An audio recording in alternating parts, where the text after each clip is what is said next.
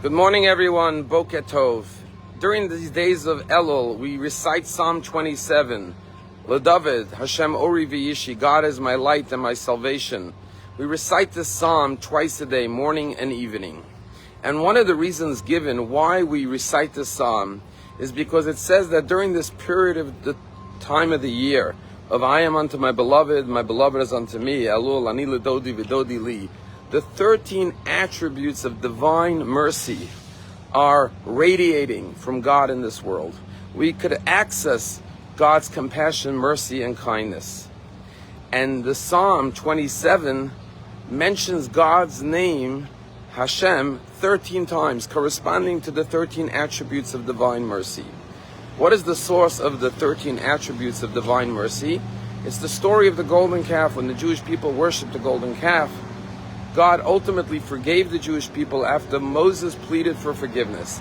And there in the portion of the golden calf, God reveals to Moses the 13 attributes of divine mercy that we recite throughout the days of Slichot and Yom Kippur. Hashem, Hashem, Kal Racham V'Chanon Erech Apayim Rav Chesed V'Yemes. God, oh God, compassionate, merciful, slow to anger.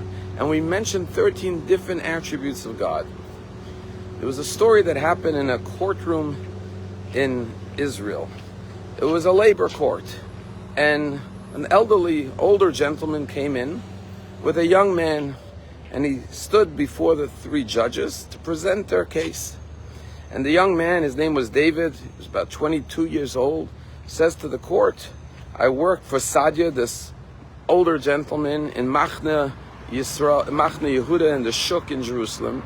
Worked for him for many years, 8 years, and we got into a fight one day, and he fired me, and he never paid me my last month's pay. And here's my check stub of what I usually get paid every month, and I'm here to claim the last month's pay.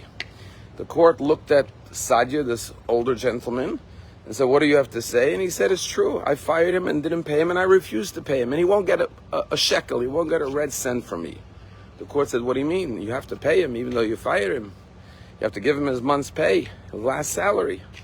And he said, let me tell you something. I'm known in the Shuk that I have a number of stalls, and I also import fruits and vegetables and supply it to others. But I also help kids who run away from home, kids who are kicked out of their homes. I take them in, I give them jobs, I look after them. And this David, his parents threw him out of the house at the age of 14. And he turned to me, and I gave him work, and I found him a place to live, and I got him a therapist, and I got him off drugs, and I got him back into school. And then when it was time to go to the army, I helped him get into the army.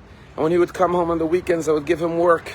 And then when he got engaged, I helped him find an apartment and furnished his apartment. I took care of him like a child. And you know what he did? He spat in the plate that he ate from. We got into an argument one day in the work, and he started to curse me out, scream at me. And I said, after everything I've done for you, this is the way you treat me? And I fired him, and I will not give him a cent. The judge says, listen, we understand how you feel, but you can't allow your emotions to get into the case. You still owe him the money. He said, I don't care. Throw me in jail. I'm not paying him a penny. After everything I've done for him, he treats me this way. The lead judge was a man by the name of Steve Adler. And suddenly one of the judges passes him a piece of paper. He looks at the paper, and it says, Moses and the tablets. He thinks, what's he telling me? Suddenly he realized. He looks at Sadia, the older gentleman. He says, tell me, I see you're wearing a kippah on your head. Do you study the Torah? For the first time, Sadia smiles and says, Betach, of course. I go to Bet Knesset. I go to the synagogue every Shabbat. He says, you know the story of Moshe and the golden calf? The Jewish people worship the golden calf. He said, of course. He says, God took them out of Egypt. He tells Sadia, performed 10 plagues, split the sea for them, rescued them from slavery, and then they worship a golden calf. And after that, God says, I'm done with the Jewish people. After everything I've done for them, and Moses pleads with God. And what does Moses say? God, they're your children, they're your nation. Won't you give them another chance? And the judge looks at Sadia and says, precisely because you took care of him like a child. He's your child. Won't you give him another chance? And for the first time, Sadia looks over to David, the young man.